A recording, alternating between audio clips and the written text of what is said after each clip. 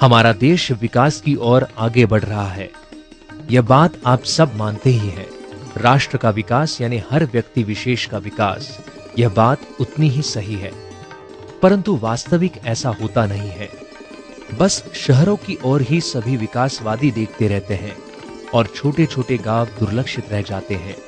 वास्तविक यह है कि हमारे देश में अधिकतम लोग गांवों में ही बसते हैं और वनवासी तो छोटी छोटी बस्तियां बनाकर पहाड़ों में या जंगल में रहते हैं। उनका विकास हो तो ही देश का विकास होगा। यही विचारधारा केंद्र में रखते हुए यह कार्य होना आवश्यक है। ऐसे ही विचारधारा से प्रेरित होकर जो संगठन देश भर में सेवा कार्य में जुटा हुआ है, वह है वनवासी कल्याण आश्रम, जो समर्पित भाव से यह कार्य 60 वर्षों से भी अधिक समय से कर रहा है। राष्ट्रीय स्वयंसेवक संघ से वैचारिक नाता रखते हुए और उनसे मार्गदर्शन लेते हुए अपनी पद्धति से सेवा कार्य करना, यह इस संगठन की विशेषता है। वनवासी कल्याण आश्रम के लाखों कार्यकर्ता आज देश भर में कार्यरत हैं, जो गांव-गांव में जाकर वहां की समस्याओं की जानकारी लेकर उनके समाधान के लिए प्रयास करते हैं। इस संगठन की कार्यप्रणाली में और एक विशेषता है कि यहाँ प्रतिवर्ष कार्य योजना बैठक होती है, जिसमें सभी कार्यकर्ता मिलकर वर्ष भर के कार्यक्रम निश्चित करते हैं। यह आत्मनिरीक्षण प्रक्रिया है जो लक्ष्य साधने में गतिमानता प्रदान करती है।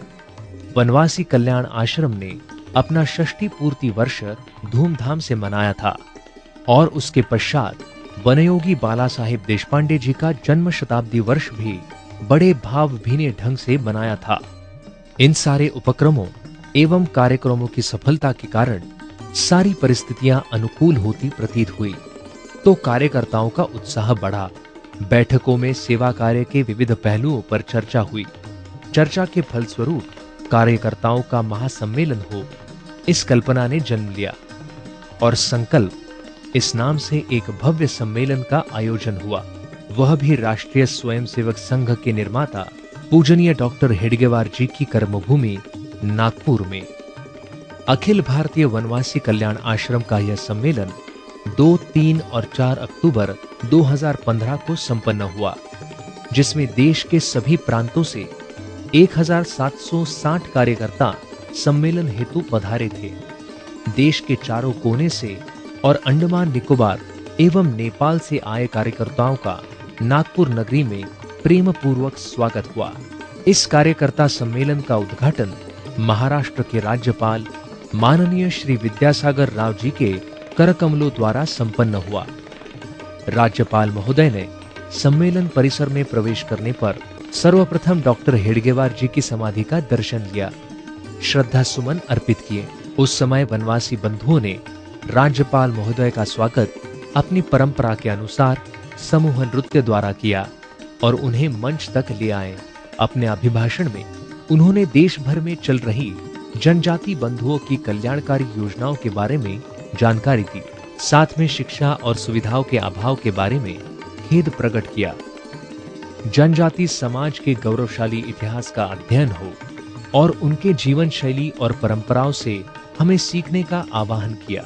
हमेशा जनजाति बंधुओं से मैं कहता हूं, आपको हमसे कोई भी सीखने का नहीं, हमें ही आपसे अनेक बातें सीखनी हैं। ये they have made immense contribution to the India's freedom movement. History could be rewritten if the contribution of tribes in the freedom struggle was explored in detail. They were in forefront during India's first war of independence, 1857. The nation cannot forget the contributions of tribal leaders like Birsa Munda, Komram Bhim, Hirabai Rani Gaidinliv of Nagaland, Alluri Sitaramaraj, Ramji Gund and many others in various struggles. ये सब history को इस syllabus में रखना चाहिए, बोलना चाहिए, पूरे हिंदुस्तान में फैलाना चाहिए और न्याय है। I do feel that there should be a separate chapter in our school textbooks highlighting the contributions of Janjatis and Vanvasis in Indian freedom struggle and India's civilization. कभी कभी गवर्नमेंट को पैसे होना चाहिए तो इसमें से खींचते पैसे दूसरे स्टेटों में हो रहा है और आंध्र प्रदेश में भी ऐसे हुआ था, बाद में एनैक्टमेंट हो गया। नहीं तो सब ट्राइबल सब प्लान के पैसों से एयरपोर्ट का रोड बनाए थे, सेक्रेटरीट का रोड बनाए थे, मंत्री बंगलों को रिनोवेट करवाए थे। अरे ये पैसे कहाँ से आए बोले तो ट्राइबल सब प्लान से आए। इसे डाइवर्ट करते हैं। ऐसा डाइवर्ट करने का मैंने भी चीफ मिनिस्टर से अर्ज किया, यहाँ भी ये कानून होना चाहिए ताकि ट्राइबल सब प्लान के पैसे और डाइवर्ट नहीं करने के लिए ये भी है। मंच पर विराजमान केंद्रीय मंत्री श्रीमान नितिन गडकरी जी ने भी अपने विचार व्यक्त किए। इस समय मंच पर उपस्थित अन्य गणमान्य थे महाराष्ट्र के ऊर्जा मंत्री श्रीमान चंद्रशेखर बावनकुळे जी, पूजनीय जितेंद्र महाराज, नागपुर के महापौर श्रीमान प्रवीण दड़के जी, वनवासी कल्याण आश्रम के राष्ट्रीय अध्यक्ष श्रीमान जगदेवराम उरांव जी, उपाध्यक्ष श्रीमान कृपा प्रसाद सिंह जी एवं श्रीमती नीलिमा पट्टे तथा महामंत्री श्रीमान चंद्रकांत देव और स्वागत समिति के अध्यक्ष श्रीमान समीर चट्टे। उद्घाटन सत्र के बाद दूसरे सत्र में संघ के पश्चिम क्षेत्र प्रचारक श्री रविंद्र जोशी जी ने राष्ट्रीय स्वयंसेवक संघ के संस्थापक डॉक्टर हेडगेवार जी के जीवन का परिचय कराते हुए उनके जीवन के अनेक प्रेरणादायी प्रसंगों का कथन किया। इस दिन के तीसरे और चौथे सत्र में विविध प्रांतों से आए कार्यकर्ताओं ने अपने अपने प्रांतों में चल रहे सेवा कार्य के बारे में जानकारी देकर उपलब्धियों से परिचित कराया। इसके बाद वनवासी कल्याण आश्रम के अखिल भारतीय आयाम प्रमुखों ने अपना वृत्त कथन किया। इस दिन के पांचवें सत्र में क्षेत्रीय संगठन मंत्री द्वारा कार्य संकल्प के बारे में निवेदन किए गए। 3 अक्टूबर 2015 सम्मेलन का दूसरा दिन था, जिसका प्रथम सत्र सभी क्षेत्रों में हुई चिंतन बैठकों के बारे में चर्चा से शुरू हुआ। इसके बाद अखिल भारतीय कार्यकारिणी में पारित प्रस्ताव का वाचन हुआ, जो गिरीश कुबेर और प्रकाश काले जी ने प्रस्तुत किया। केवल एक परिचय के लिए यहाँ पर आया हूँ। अभी जिस वनाधिकार कानून और पेशा के संबंध में उल्लेख हुआ, उसी को प्रत्यक्ष अपने गांव में जिन्होंने गत 3-4 साल से लागू करवाया है, हम सब लोगों ने उनका नाम सुना है, वो श्री देवाजी तोफा यहाँ पर उपस्थित है। देवाजी तोफा ये गोंड समाज के इसी गढ़चिरौली जिले में एक छोटा गांव है। हमारा सबका सौभाग्य है कि आज प्रत्यक्ष अपने इस कार्यक्रम में उपस्थित है। सामुदायिक वनाधिकार की जो एक छोटी वीडियो सीडी जो यूट्यूब पर भी उपलब्ध है, उसमें हम सब लोगों ने इनका चेहरा भी देखा है। और जब वन विभाग के और सब अधिकारी आपको बांस काटे हैं लेकिन बेचने का अधिकार नहीं, तब उनके उपस्थिति में उन्होंने घोषणा कर दी कि सामुदायिक वनाधिकार ने हमको सारे प्रबंधन का अधिकार दिया है, हम लोग मालिक है, आप सेवक है। सभा समाप्त हो गई, अब चलो सभा समाप्त। ग्राम सभा की घोषणा कर दी, उनको बोलने भी नहीं दिया। दूसरे सत्र में राष्ट्रीय स्वयंसेवक संघ के माननीय सह सर कार्यवाह डॉक्टर कृष्ण गोपाल जी ने बड़े सरल शब्दों में पंडित दीनदयाल उपाध्याय जी के एकात्म मानव दर्शन को प्रस्तुत किया। भारतीय मनीषियों ने कहा, चारों आवश्यक है। शरीर का आनंद सुख भी चाहिए, मन का भी चाहिए, बुद्धि की संतुष्टि भी चाहिए और अंततोगत्वा अपने अंतरात्मा का आनंद भी चाहिए। ये व्यक्ति का क्रमिक विकास है, किसी एक को छोड़ करके नहीं, चारों का समन्वित इस एकात्म दर्शन को, जिसको हम सनातन काल से हजारों वर्षों से लेकर के चले आए, दीनदयाल जी ने उसको फिर से प्रतिपादित किया, समाज में रखा। वो दर्शन हमारा समाज जीता है, दर्शन को जानता है। इस समय डॉक्टर कृष्ण गोपाल जी के कर कमलों द्वारा वन बंधु इस मासिक पत्रिका की वेबसाइट का विमोचन भी हुआ। इस कार्यकर्ता सम्मेलन निमित्त प्रकाशित स्मारिका का विमोचन गोंड समाज की राजमाता श्रीमती राजश्री देवी के शुभ हाथों से हुआ तथा वन साहित्य अकादमी द्वारा प्रकाशित एवं डॉक्टर प्रसन्न सप्रे द्वारा लिखित बाला साहेब देशपांडे एक प्रेरक व्यक्तिमत्व, इस पुस्तक का विमोचन जशपुर नगर के राजा श्रीमान रणविजय सिंह जुदेव जी के शुभ हाथों से संपन्न हुआ। महाराष्ट्र राज्य के जनजाति मंत्री श्री विष्णु सावरा जी ने कहा, हमारे परंपरा, हमारी चाली रीत, हमारे अलग अलग जो कार्यक्रम है वो हिंदू संस्कृति की तो साम्य दर्शक करते हैं। मेरा नाम विष्णु है। विष्णु कौन है? भगवान है। मैं भगवान नहीं है, मगर मेरा नाम विष्णु है। तो मेरे पिताजी ने मेरा नाम विष्णु क्यों रखा? मेरे पिताजी का नाम रामा था। रामा कौन है? हमें यह जानकारी देते हुए अत्यंत आनंद एवं हर्ष हो रहा है कि इस सम्मेलन के स्थान पर जनजाति समाज की जीवन शैली, जनजाति महापुरुषों के दुर्लभ चित्र और वनवासियों की हस्तकलाओं की प्रदर्शनी प्रस्तुत की थी। कल्याण आश्रम के कार्य का परिचय कराने वाली इस प्रदर्शनी का उद्घाटन समाज कल्याण विभाग के संयुक्त आयुक्त श्री अतराम जी के शुभ हस्तों से संपन्न हुआ। रात्रि में वनवासी बंधुओं द्वारा सांस्कृतिक कार्यक्रम प्रस्तुत किए गए।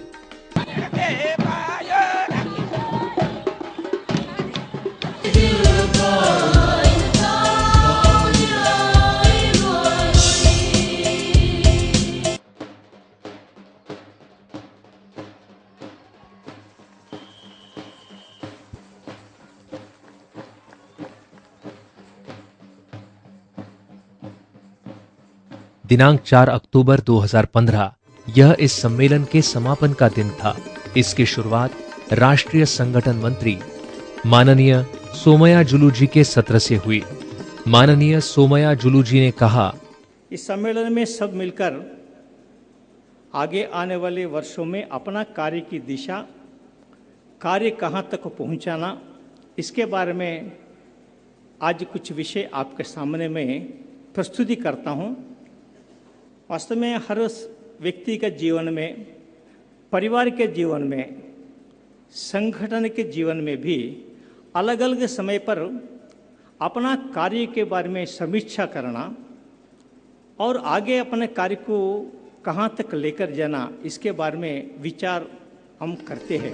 वर्तमान में वनवासी कल्याण आश्रम का कार्य 90% से अधिक वनवासी जिलों में पहुंचा है। 12,000 वनवासी ग्रामों में कल्याण आश्रम की समितियां कार्यरत है। उन समिति के कार्यकर्ताओं के प्रयास से 52,000 से अधिक वनवासी गांवों में हमारा संपर्क है, परंतु यह कार्य पर्याप्त नहीं है।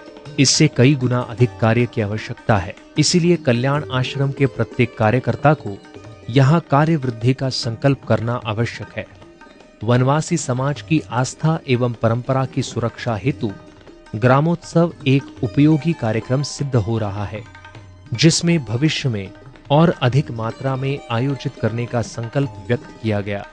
दूसरे सत्र में वनवासी कल्याण आश्रम के संयुक्त महामंत्री माननीय श्री विष्णुकांत जी ने कार्यकर्ताओं के विचार स्पष्टता हेतु मूल निवासी संकल्पना और भारत इस विषय पर अपने विचार प्रस्तुत किए और जयपुर से पधारे मेजर S.N. माथुर जी ने आज भी विश्व में देखने को मिल रही जनजाति परंपराओं के संदर्भ में स्लाइड शो द्वारा जानकारी दी।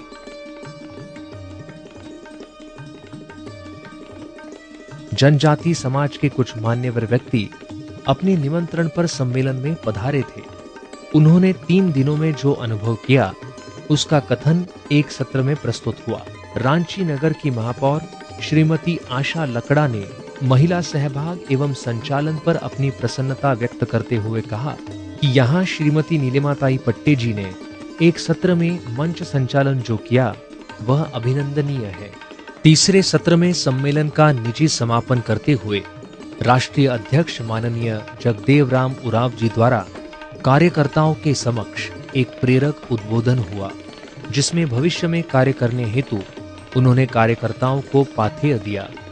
इस दिन का अंतिम सत्र सार्वजनिक समापन था। जिसका प्रारंभ अरुणाचल के कार्यकर्ताओं के समूह प्रार्थना से हुआ, जिसमें डोनी पोलो का ध्वज आकर्षण का केंद्र बना। समापन कार्यक्रम के प्रमुख अतिथि थे महाराष्ट्र राज्य के मुख्यमंत्री श्रीमान देवेंद्र फडणवीस जी। मंच पर विराजमान अन्य गणमान्य थे केंद्रीय ग्राम विकास राज्य मंत्री श्री सुदर्शन भगत जी, केंद्र के उर्वरक राज्य मंत्री श्री हंसराज आहिर जी, मुंबई के प्रसिद्ध उद्योगपति श्री अशोक गोयल जी, गढ़चिरौली के जनजाति सामाजिक नेता डॉक्टर कन्ना माडावी, राष्ट्रीय स्वयंसेवक संघ के अखिल भारतीय सेवा प्रमुख श्रीमान सुहास हिरेमठ जी, कल्याण आश्रम के उपाध्यक्ष श्री कृपा प्रसाद सिंह जी एवं श्रीमती नीलिमा पट्टे तथा विदर्भ प्रांत के अध्यक्ष डॉक्टर सालफड़े जी और समारंभ के अध्यक्ष के रूप में थे माननीय जगदेव राम जी उरांव। केंद्रीय ग्राम विकास राज्य मंत्री श्री सुदर्शन भगत जी ने कहा, सुदूरवर्ती अपने वनों में रहने वाले, जंगलों में अपना जीवन यापन करने वाले हमारे जनजाति, वनवासी, आदिवासी समाज अत्यंत मेहनती और निष्ठावान स्वभाव के कारण आज उसकी एक अपनी पहचान है और साथ ही अपनी संस्कृति और मान्यताओं का सदैव सम्मान करता आ रहा है।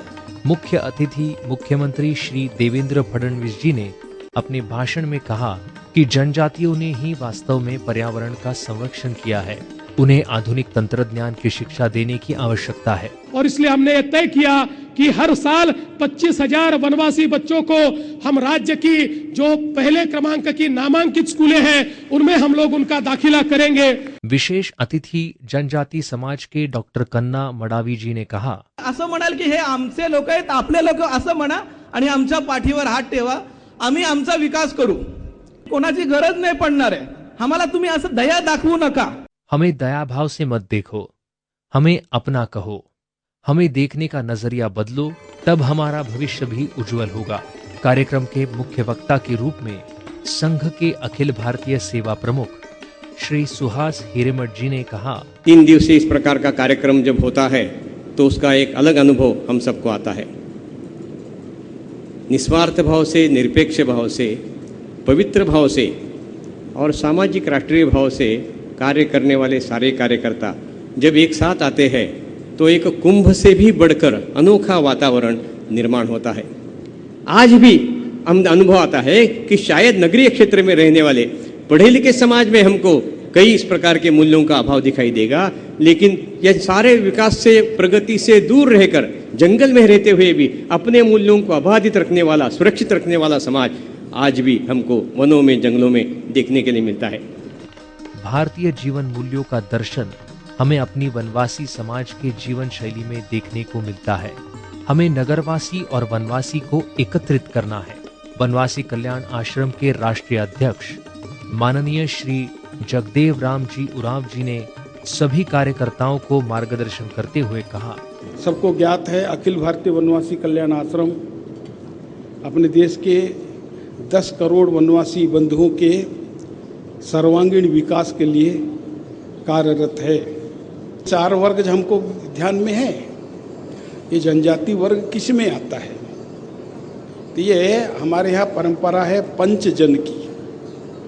5वां जन है वो निषाद वर्ग है।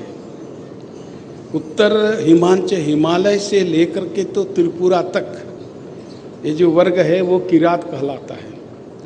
मध्य क्षेत्र का जो ये वनवासी समाज है कोल कहलाता है। दक्षिण पश्चिम के जो बंधु हैं वो भील कहलाते हैं। तो तुलसीदास जी ने कोल, किरात, भील वनवासी इस प्रकार से दोहा इसके चौपाई में कहा है। तो ये 5वां जन ये निषाद वर्ग है। इस प्रकार से पंचजन की परंपरा में ये हमारे वनवासी बंधु आते हैं। इसके बाद उन्होंने अपने भाषण में कहा, इस सम्मेलन में मुझे भारत का लघु रूप दिखाई दे रहा है। अपने देश में आज जनजाति समाज की जनसंख्या 10 करोड़ से अधिक है। हमें इनके अस्तित्व और अस्मिता की रक्षा करनी है। देश के संविधान में इस समाज के लिए कई प्रावधान हैं। कई योजनाएं हैं, परंतु हमें दृश्य रूप में इनका परिणाम नहीं दिखता। वनवासियों को हमें एक सूत्र में बांधना है, उन्हें अपने पैरों पर खड़ा करना है। इस सम्मेलन से हमें आगे बढ़ने की प्रेरणा मिली है। 60 वर्षों से चली है साधकों की ये तपस्या,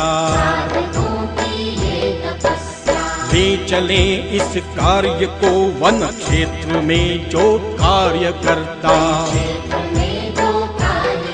घनघोर अंधेरा भले हो,